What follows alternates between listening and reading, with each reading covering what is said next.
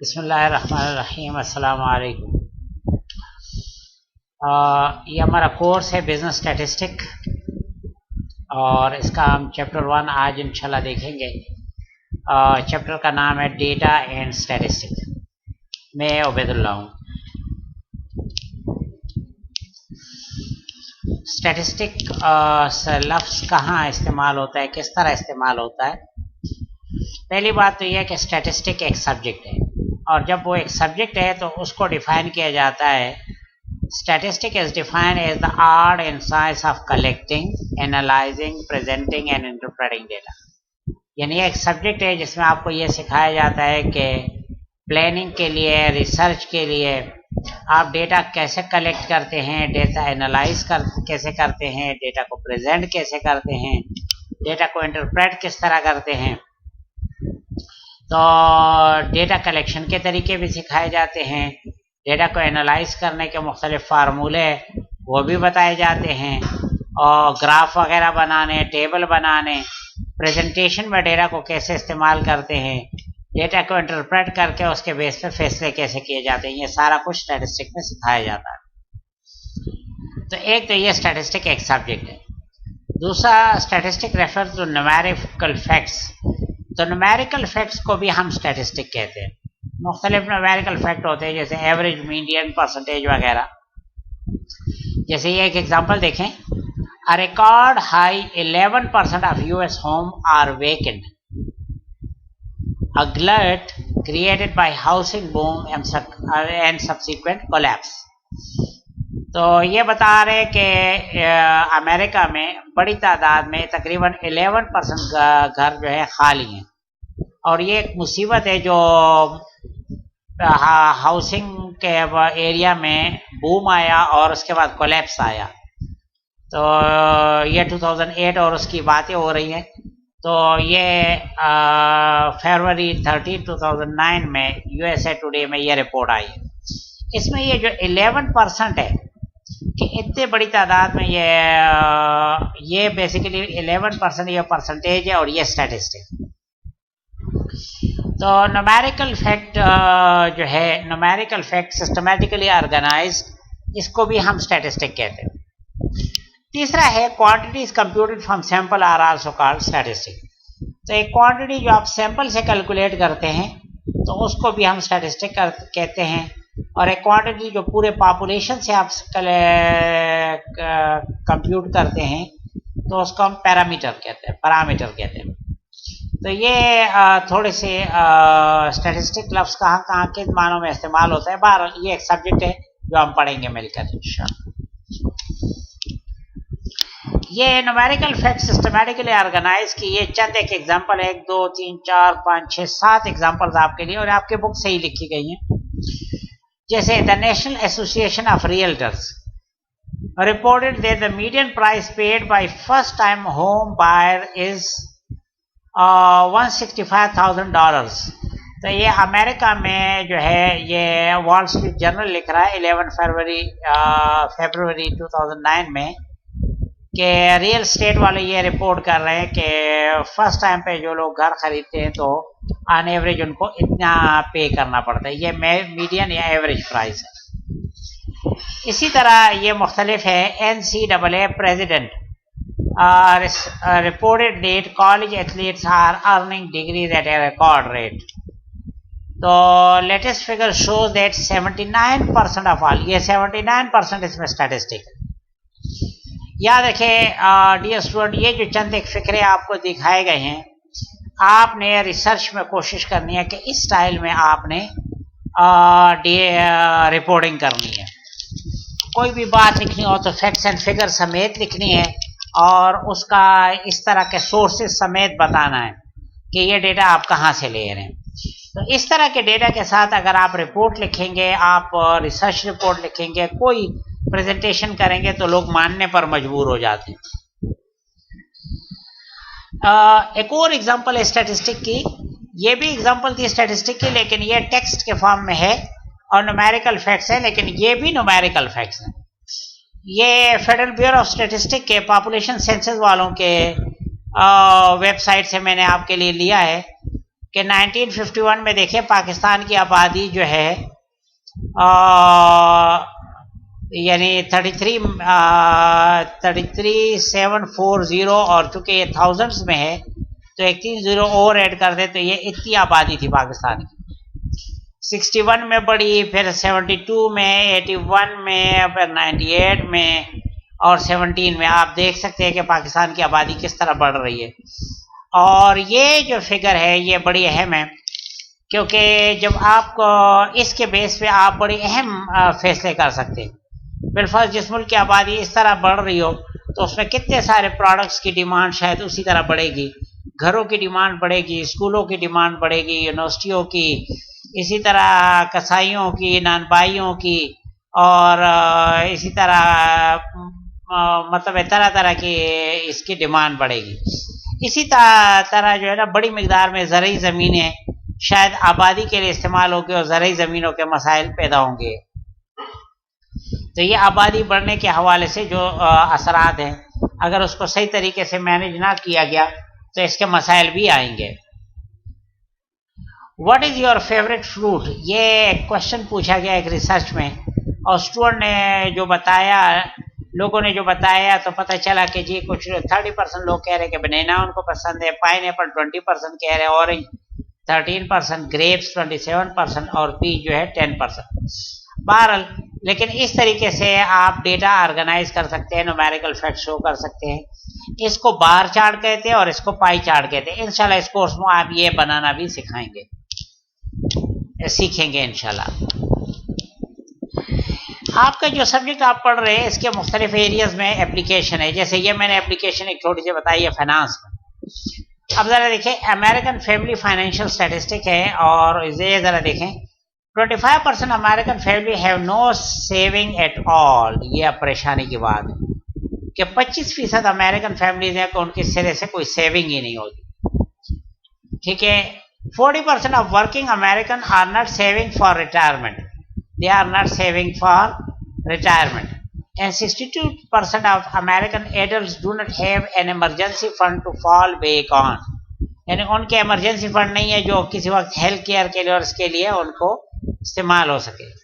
तो ये आप देख सकते हैं, ये स्टैटिस्टिक है जो प्रेजेंट की जा रही है। इसी तरह ये स्टैटिस्टिक जो है आप ह्यूमन रिसोर्स में इस्तेमाल कर सकते हैं। अब आपको यहाँ से अब आपको पता चलेगा माय डियर स्टूडेंट्स कि आपको अगर बिजनेस में मैनेजमेंट में जाना है तो आपकी कौन सी स्किल्स ज़्यादा अहम है। अब देखिए लीडरशिप सलाहियतें चाहिए 64%, कम्युनिकेशन की। हमारे स्टूडेंट इंग्लिश को बहुत कम अहमियत देते हैं लेकिन देखिए 64% लोग केसेस में इसकी ज़रूरत पड़ती है। कोलैबोरेशन में 55% मैनेजर कहते हैं कि कोलैबोरेशन की बहुत ज़रूरत पड़ती है। रोल, जो आपका रोल हो उससे स्पेसिफिक स्किल्स है वो 42% केसेस में। अपना टाइम अच्छा मैनेज करना है, ये 33% लोग मैनेजर्स कह रहे हैं। और प्रोग्राम और प्लेटफॉर्म यूजेज, एक ख़ास प्लेटफॉर्म आप, जैसे अभी आप स्कूली जी प्लेटफॉर्म यूज़ कर रहे हैं, मुख्तलिफ प्रोग्राम या प्लेटफॉर्म आप यूज़ कर सके तो उसके लिए ख़ास परसेंटेज में मैनेजर कह रहे हैं कि ये सलाहियत चाहिए होती है। ये सारा का सारा स्टैटिस्टिक है जो हमें काम आता। ये मार्केटिंग में स्टैटिस्टिक की एप्लीकेशन बताई गई है कि देखें जी 2016, 17, 18, 19 और 20 ये गूगल का मार्केट शेयर कितना था और फेसबुक का कितना था। ठीक है ना, Facebook versus Google share of total US digital ad spending. तो आप अंदाज़ा कर सकते हैं कि जो टोटल डिजिटल यानी ऑनलाइन एडवर्टीजमेंट होती है, डिजिटल स्पेंडिंग होती है, तो उसमें गूगल पे कितनी होती है और फेसबुक पे कितनी होती है। और वैसे आप 40 और 17 ऐड करें तो ये 100 नहीं बन रहा है, इसका मतलब है बाकी और प्लेटफॉर्म पे हो रही है, लेकिन ये 2016 की है। अब ज़रा ये देखें कि ये वक्त के साथ साथ ये कुछ कम हो रहा है, 40% से कम हो रहा है। इसी तरह गूगल फेसबुक का थोड़ा सा दरमियान में बढ़ रहा है लेकिन इतना भी ज़्यादा नहीं बढ़ रहा। लेकिन बहरहाल ये मार्केटिंग में इसकी एप्लीकेशन बताई गई है। अच्छा जी, अब आपको कुछ एलिमेंट्री टर्मिनोलॉजी में बताना चाहता हूँ इस सब्जेक्ट की। एक तो आपको हम बताएंगे कि हम पॉपुलेशन को, पूरे पॉपुलेशन को, हमारी कई मजबूरी होती है, हम स्टडी नहीं कर पाते, हम पॉपुलेशन से छोटा सा सैंपल लेके उसको स्टडी करते। इसकी मिसाल आप ऐसे समझे कि एक बहुत बड़ी देग है चावल की और हम उसका नमक चखना चाहते हैं तो हम पूरी देग को नहीं चखते, हम थोड़े से चावल लेकर वो चख लेते हैं और पूरी देग का अंदाजा कर लेते हैं। ये जो थोड़े से चावल हम लेते हैं ये इसको हम सैम्पलिंग कहते हैं, ये सैंपल हम लेते हैं और सैंपल के बेस पे हम फैसला करते हैं पूरे पॉपुलेशन का, इसको हम इन्फ्रेंस कहते हैं। सैंपल के बेस पे पूरे पॉपुलेशन का फैसला करना, इसको हम इन्फ्रेंस कहते हैं। अब अगर इस थोड़े से चावल आपने उठा लिया, उसका नमक सही है तो आप कहते हैं पूरे देग का नमक सही है। ये पूरा देग जो है पॉपुलेशन और थोड़े से जो आप चखते हैं वो सैंपल। तो एक तो आपको पॉपुलेशन वर्सेस सैंपल समझना है, जो थोड़ा बहुत आप इधर समझ गए हैं। पॉपुलेशन के एक मेंबर को, जैसे ये एक बंदा पॉपुलेशन में, ये एलिमेंट हो जाएगा और एक बंदा जो सैंपल में सेलेक्ट हो जाए तो वो सब्जेक्ट हो जाएगा। यानी याद रखें कि ये बंदा, ये तो सब्जेक्ट भी है और ये एलिमेंट भी है, लेकिन इधर एक बंदा जो सेलेक्ट नहीं हुआ, इधर सैंपल में सपोज वो सेलेक्ट नहीं हुआ तो वो एलिमेंट तो है लेकिन वो सब्जेक्ट नहीं है। सब्जेक्ट वो होते हैं जो सैंपल में सेलेक्ट हो जाए। अच्छा जी, कोई बिलफर्ज ये कुछ लोग सेलेक्ट हो गए और आपने इनकी एवरेज हाइट मालूम कर ली है, तो सैंपल की एवरेज हाइट मालूम कर ली है तो वो एवरेज हाइट हो जाएगी स्टैटिस्टिक। कोई भी चीज जो आप सैंपल से कैलकुलेट करते हैं वो हो जाती है स्टैटिस्टिक, और वही चीज अगर आप पूरे पॉपुलेशन से कैलकुलेट कर ले तो ये पैरामीटर हो जाता है। बिलफर्ज पूरे पॉपुलेशन की एवरेज हाइट अगर पूरे पॉपुलेशन से वाकई मालूम कर ले तो वो पैरामीटर हो जाएगा। आमतौर पे पूरे पॉपुलेशन का डेटा हमें नोन नहीं होता और इस वजह से पैरामीटर हमें नोन नहीं होता। हमें सैंपल का बिलफर्ज स्टैटिस्टिक नोन होता है। जैसे मैंने कहा सैंपल का एवरेज हाइट हमें नोन होता है और इसके बेस पे हम पॉपुलेशन के एवरेज हाइट का फैसला करते हैं। मतलब यह है कि स्टैटिस्टिक के बेस पे पैरामीटर को हम एस्टिमेट करते हैं या इन्फ्रेंस करते हैं इसका। अच्छा, अगर आप पूरे पॉपुलेशन को स्टडी करें तो इसको हम सेंसस कहते हैं। पूरे पॉपुलेशन को स्टडी करें, जो एक रेयर केस है, अक्सर हम नहीं करते, लेकिन अगर आप कर ले पूरे पॉपुलेशन को स्टडी तो इस स्टडी को सेंसस कहते हैं। और अगर आप पॉपुलेशन से सैंपल लेके सैंपल को स्टडी करें तो उसको सैंपल सर्वे कहते हैं। अच्छा जी, डिस्क्रिप्टिव स्टैटिस्टिक वो है जो एक सिचुएशन को जिस तरह वो है उसी तरह डिस्क्राइब करती है। बिलफर्ज ये पॉपुलेशन में बहुत सारे लोग हैं लेकिन हमने सेलेक्ट 1 2 3 4 5 6 किए हैं, तो हमने 6 लोग सेलेक्ट किए हैं, ये भी एक डिस्क्रिप्टिव स्टैटिस्टिक है।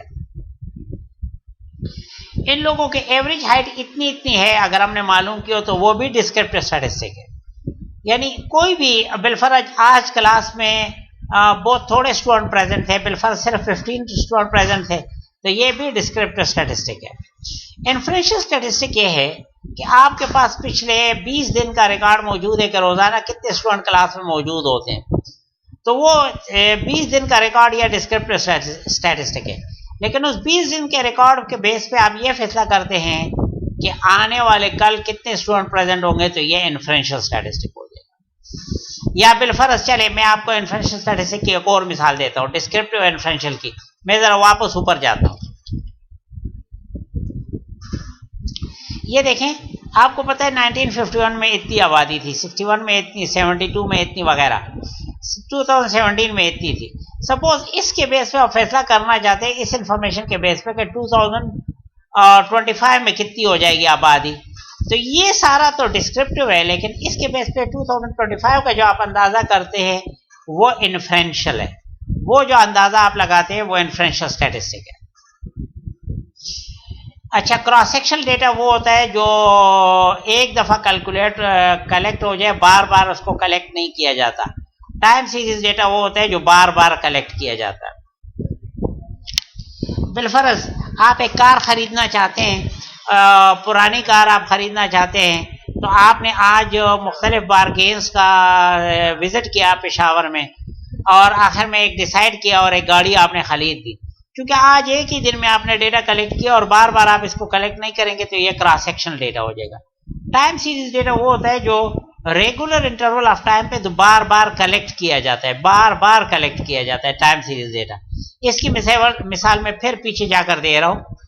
ये देखें, ये डेटा जो है 2016 में, फिर 17 में, फिर 18, फिर 19, फिर 20, हर साल बाद फिर कलेक्ट करके ये ग्राफ बनाया गया है।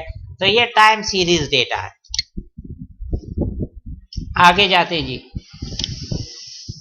इन्फ्रेंशियल स्टैटिस्टिक का प्रोसेस क्या है? आपके पास कोई पॉपुलेशन होता है, जैसे मैंने ऊपर भी बताया, उस पॉपुलेशन से आप सैंपल लेते हैं। जैसे यह उन्होंने पॉपुलेशन बताया, population consist of all bulbs manufactured with the new filament. ये कोई कंपनी है जिसमें बल्ब्स बनते हैं और एक नए फिलामेंट वाले बल्ब उन्हें बनाए हैं, और वो मालूम करना चाहते हैं कि अब इस बल्ब की एवरेज लाइफ कितनी है। अभी इनको ये अननोन है, ये एवरेज लाइफ इज अननोन, ये पैरामीटर है, और लेकिन ये अननोन है। ये पॉपुलेशन के कैरेक्टरिस्टिक है, लेकिन ये अननोन है। अब पहला स्टेप ये था कि पॉपुलेशन डिफाइन हो गया। इससे आपने दूसरा स्टेप ये है, a sample of 200 bulb is manufactured with new filament. तो ये 200 बल्ब बनाए गए हैं नए फिलामेंट के साथ, और ये सैंपल हो गया। इस सैंपल से उन्होंने द सैंपल डेटा वो provide a sample average life time of 76 hours per bulb. अच्छा, इन बल्ब्स को शायद उन्होंने इंस्टॉल करके ऑन कर दिया और इनको मॉनिटर करना शुरू कर दिया, और पता चला कि उनकी लाइफ कितनी है, और फिर तमाम बल्ब की लाइफ जब मालूम हो गई तो उसका एवरेज मालूम कर लिया। तो ये सैंपल का एवरेज, इन 200 बल्ब के सैंपल का एवरेज उनके पास 76 आवर्स आ गया। यानी एक बल्ब 76 घंटे कंटिन्यूअस लाइफ देता है। अब ये तो सैंपल का कैरेक्टरिस्टिक और ये स्टैटिस्टिक है, ये स्टैटिस्टिक इनको मिल गया। उन्होंने इस स्टैटिस्टिक के बेस पे पॉपुलेशन का अंदाजा कर लिया। इसके बेस पे इसका अंदाजा करना, इसको इन्फ्रेंस कहते हैं। The sample average is used to estimate the population average. ये एस्टिमेशन या इन्फ्रेंस है, ठीक है ना। आप जो अभी स्टैटिस्टिक पढ़ रहे हो उसमें ये एरिया ज्यादा पढ़ेंगे, जहां अभी माउस हरकत कर रहा है, ये एरिया आप ज्यादा पढ़ेंगे। ये एरिया जो आप पढ़ेंगे ये इन्फ्रेंशियल स्टैटिस्टिक का है, ये स्टैटिस्टिक 2 में पढ़ेंगे। आगे जाते हैं जी।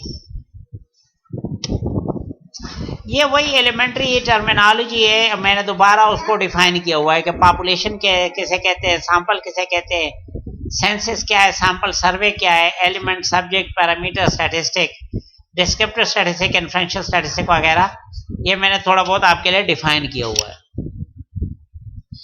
हमारे पास डेटा के कई टाइप्स होते हैं। अच्छा, बुक में इसको स्केल ऑफ मेजरमेंट लिखा हुआ है, लेकिन मैं इसको डेटा टाइप कहना ज्यादा पसंद करता हूं। हमारे पास डेटा के कई टाइप्स होते हैं।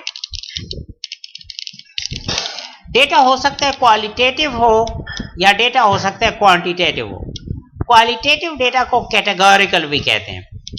तो बहरहाल ऐसा वेरिएबल जो क्वालिटेटिव हो उसको हम कैटेगोरिकल भी कहते हैं, और ऐसे वेरिएबल नॉमिनल हो सकते हैं या ऑर्डिनल हो सकते हैं। ऐसे वेरिएबल या नॉमिनल हो सकते हैं या ऑर्डिनल हो सकते हैं।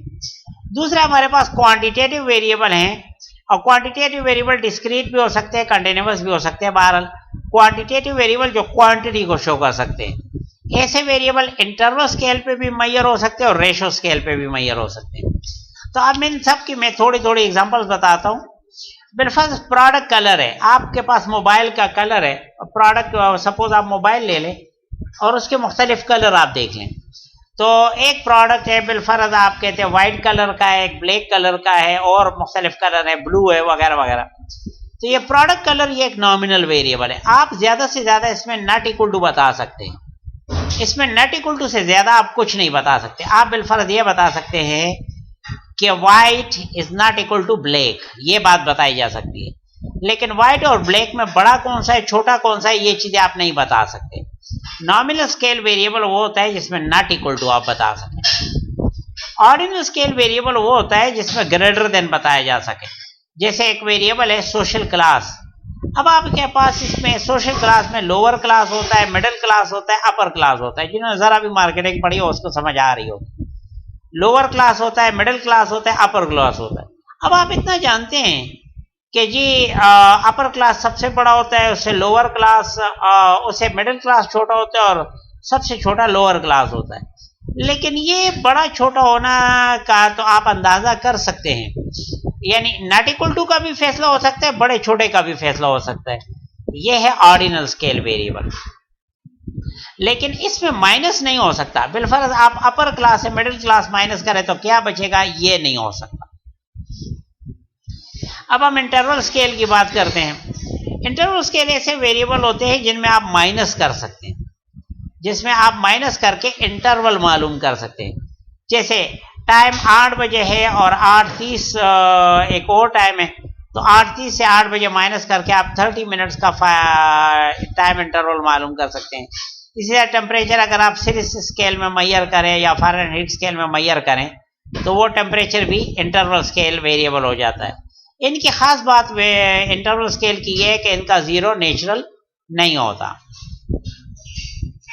इसके बजाय जो रेशो स्केल वेरिएबल होते हैं उनमें माइनस के साथ साथ यानी उनमें not equal to greater than minus भी हो सकता है, और एक और बात हो सकती है कि डिवीजन भी हो सकती है।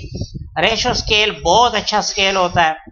आप बिलफर्ज इसकी मिसालें हैं, इनकम है, सेल्स है, वेट है, वॉल्यूम है, temperature measured on kelvin scale है। तो ये मुख्तलिफ स्केल्स हैं कि जो हमारे पास, और इसकी खास बात ये होती है कि इसका जीरो नेचुरल होता है। बिलफर्ज आप कहते हैं कि जी हमारे पास जीरो इनकम होती है, तो जीरो इनकम का मतलब ये है कि मेरे पास आज कुछ नहीं आया, जीरो इनकम हुई है। सेल जीरो हुई है तो आज हमारे पास कोई भी रेवेन्यू नहीं आया। ठीक है, इसका असल मतलब ये है। अब अगर आप सेल्सियस स्केल पे कहते हैं कि टेम्परेचर जीरो है, जरा मैं थोड़ा फिर समझाता जाऊं कि टेम्परेचर जीरो है, तो यहाँ जीरो टेम्परेचर का सेल्सियस स्केल पर मतलब खामखा जीरो टेम्परेचर नहीं है, क्योंकि टेम्परेचर का असल जीरो तो एब्सोल्यूट जीरो है जो केल्विन स्केल पे है। इसका जीरो तो वैसे ही हमने एक जगह पर जहाँ पर अच्छा वाला टेम्परेचर मौजूद है उसको हमने खुद ही वैसे ही जीरो कर दिया है। तो इस तरह होता है बाज़ औक़ात कि एक जगह जीरो नहीं होती लेकिन उसको हम जीरो कंसिडर कर लेते हैं।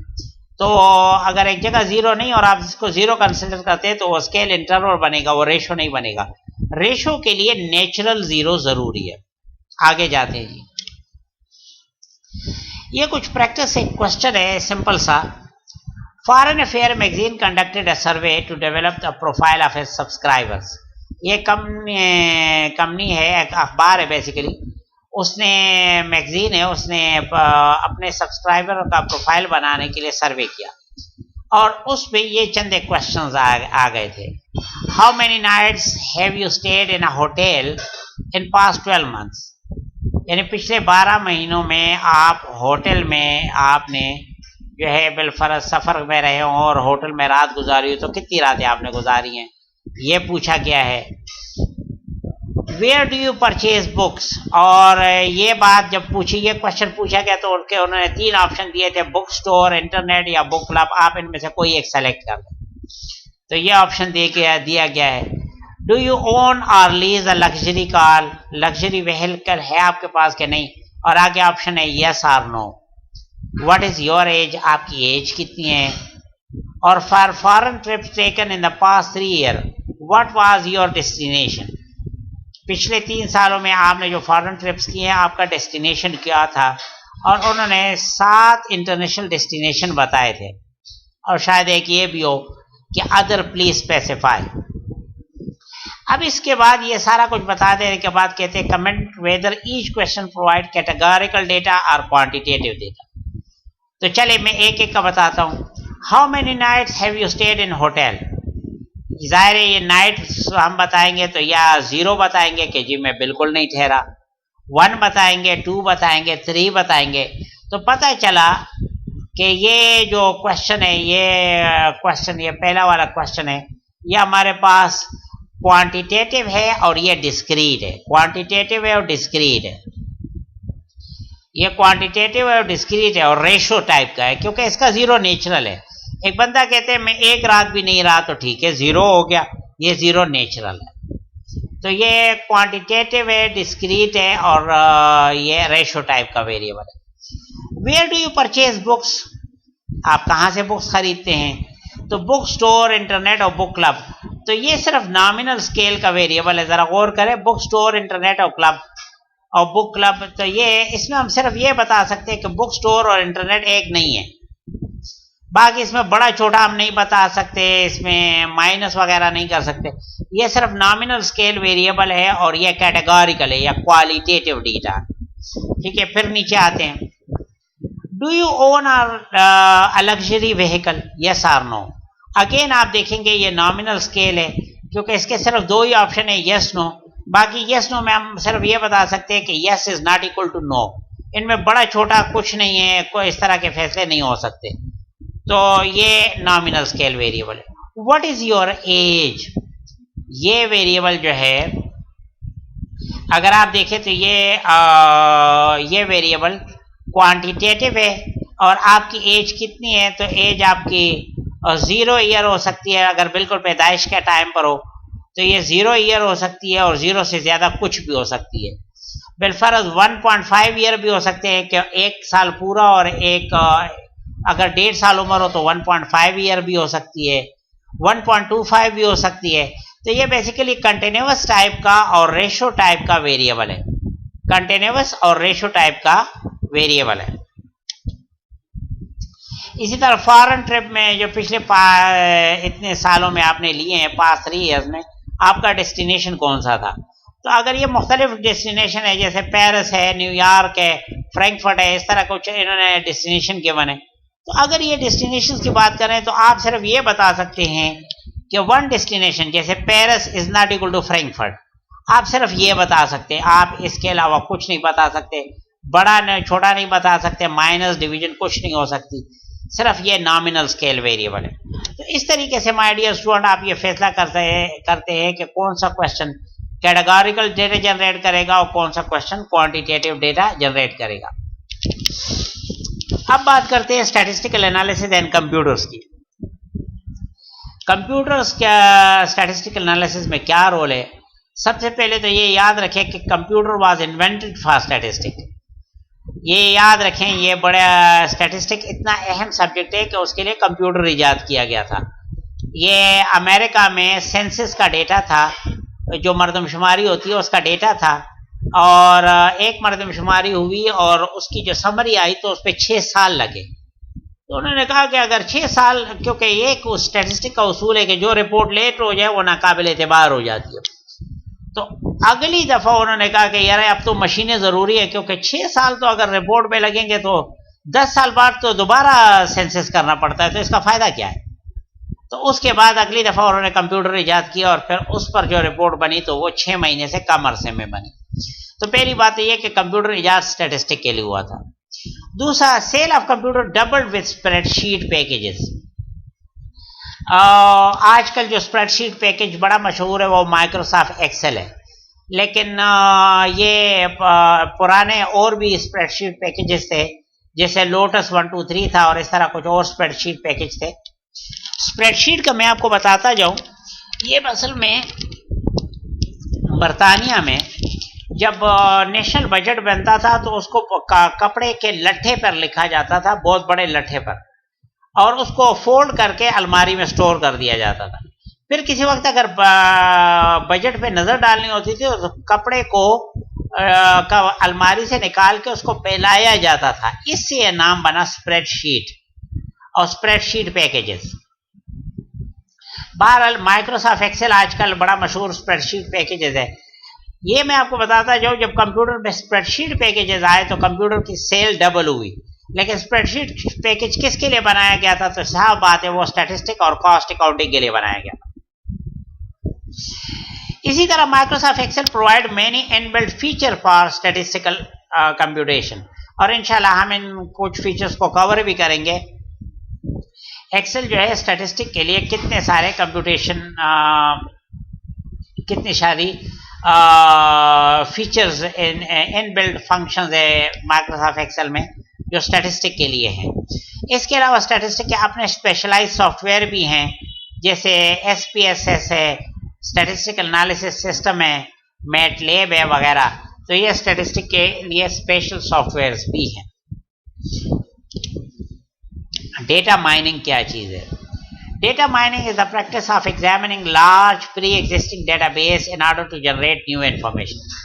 कई दफ़ा इस तरह होता है कि पुराना बड़ी मिकदार में हमारे पास डेटा होता है और उसके बेस पे हम नए इंफॉर्मेशन जनरेट करना चाहते हैं। इसकी एक मिसाल थोड़ी देर पहले मैंने दे दी, अभी फिर दे रहा हूँ, वापस जाके इसकी मिसाल मैं दे रहा हूँ।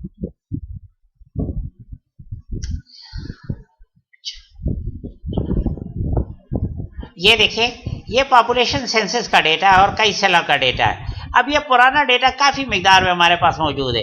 इसके बेस पे अगर हम यह अंदाज़ा करें कि 2025 में आबादी कितनी हो जाएगी, तो ये डेटा माइनिंग का एक सिंपल सा काम हो जाएगा।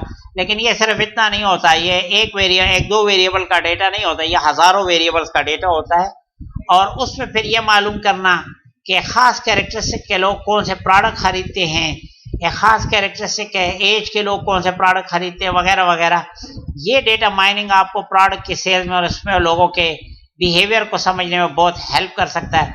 आजकल बहुत बड़ी मिकदार में डेटा माइनिंग जो है, ये आपका जो गूगल है और सॉफ्टवेयर हैं, ये जो सर्च इंजन हैं, आपका फेसबुक है, ये बड़ी मिकदार में डेटा जनरेट करते हैं। और उस डेटा माइनिंग के बेस पे कंप्यूटर आपके मिजाज का अंदाज़ा करके आपको अपनी मर्जी की एडवर्टाइजमेंट करवा रहा होता है।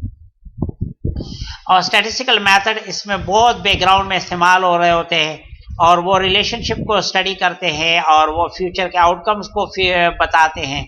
डेटा माइनिंग की बहुत अहमियत है, लेकिन बहरहाल इस कोर्स के हद से ये बहुत आगे है, लेकिन मैं आपको बताना चाहूँगा उसमें भी स्टैटिस्टिक इस्तेमाल होता है। एक अहम मसला है एथिकल गाइडलाइंस का। स्टैटिस्टिक याद रखें, ये एक जिम्मेदारी भी बनती है कि आदमी गैर जिम्मेदारी की बात ना करे। खुद रसूलुल्लाह सल्लल्लाहु अलैहि वसल्लम ने हिसम नामी एक सहाबी को कहा था कि वो फसलों की कि कितने कौन से इलाके में कौन सी फसल कितनी मिकदार में हो रही है, वो इसका डेटा कलेक्ट करे। तो जिम्मेदारी के साथ सही डेटा कलेक्ट करना यह स्टैटिस्टिक का काम है और इसमें गलत रिपोर्टिंग नहीं करनी चाहिए।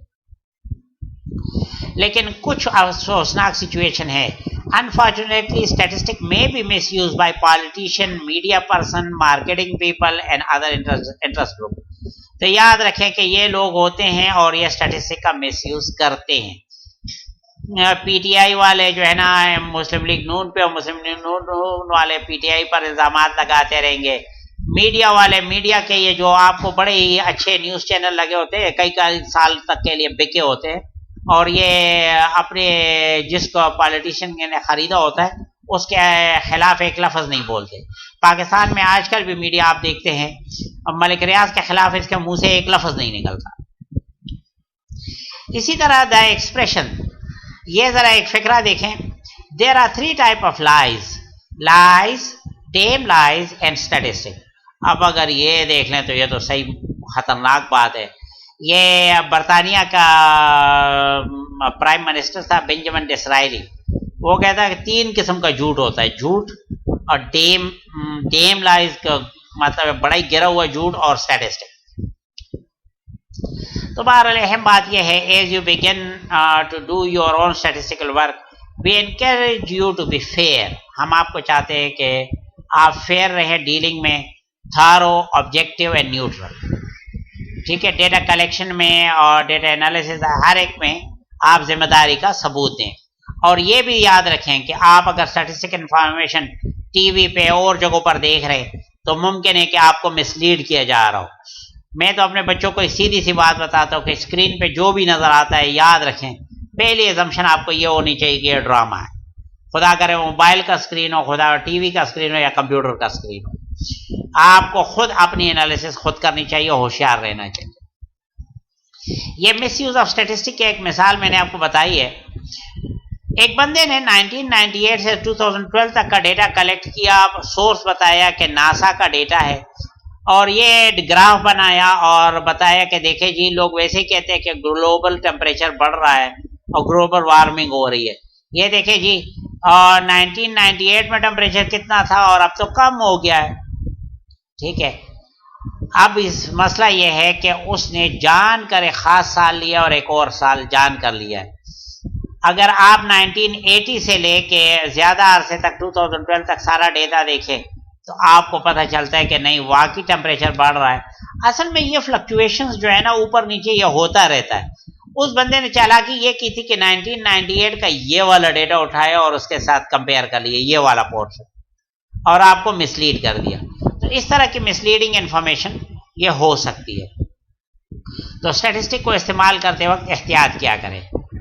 होपफुली आपको पहले चैप्टर की कुछ ना कुछ समझ आई होगी। इंशाल्लाह अब फिर मैं इस पर कुछ एक एक्सरसाइज के क्वेश्चन भी कराऊंगा और थोड़ा सा जो स्टैटिस्टिकल सॉफ्टवेयर है SPSS उसको भी समझाऊंगा आने वाले लेक्चर में। तब तक के लिए इजाज़त दें। अस्सलाम वालेकुम व रहमतुल्लाहि व बरकातुहू।